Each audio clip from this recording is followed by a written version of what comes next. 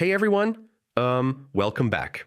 Today, I'm going to show you how to embed a chat directly on your Google site. Yeah, it's pretty simple and super useful, so let's dive in.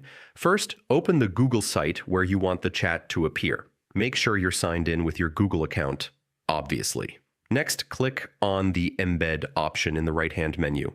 Here you can either paste the chat widget code you got from your chat provider or use a link, whatever works for your setup. After that, drag and drop the chat box to where you want it on the page. You can resize it too so it looks neat with the rest of your content. Finally, hit the Publish button to make the chat live for your visitors. And yeah, check it on the live site to make sure everything is working properly. And that's it. Embedding a chat on Google Sites is actually pretty quick once you know how. If this helped, make sure to, like and subscribe for more tutorials.